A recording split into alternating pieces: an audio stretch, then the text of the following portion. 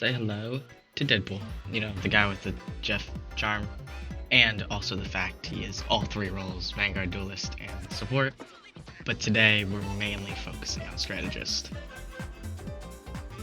Strategist Deadpool is literally the worst healer you could play as, but hopefully by the end of this video you will think otherwise, as I already have. Alright, now let's take a look at Deadpool's disadvantages and advantages.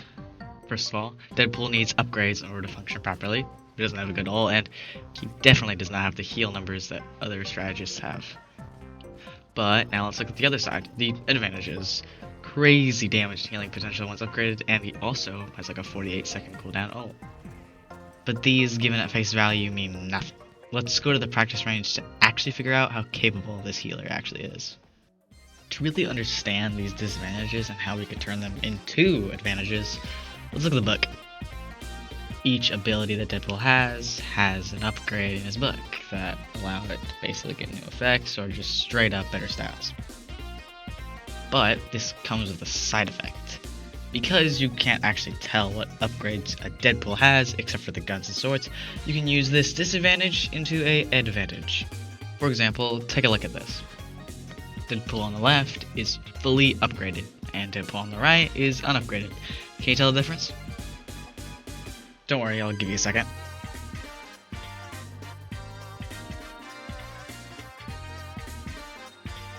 Alright, that's probably enough time.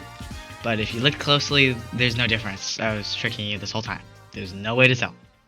But actually, in a real sense and more practical setting, this is how it would work. As you can see, I'm coming into the fight upgraded, but there's no way to tell except the swords that I have any upgrades at all. And you can see for yourself how much damage I deal. And now here's the same situation, but I have no upgrades at all. It would look the same from the bot's perspective, no matter how many upgrades I have. So what I'm trying to get at here is the upgrades, which people thought was a disadvantage, you can use as your advantage. But let's move on to the next part here. Ultimates. I never really got the saying that Deadpool's ultimate is trash because his ult isn't an ultimate at all. It's on cooldown, as you can see. And even when it comes off of cooldown, you still have to get up the ranks to get the ultimate. It's not really energy cost like other characters.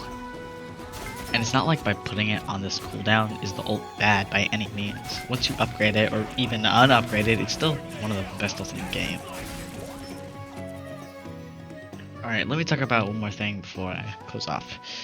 Surprise! Because Deadpool doesn't have an ult and rather a cooldown, you're easily able to get it first every single fight. This also means right when the game starts, you're most likely able to just steamroll the enemy team before they can use an ult, allowing you to get free fights right off the start. Push up, push up, push up, I got ult. Nice, nice, there we go, we just won this.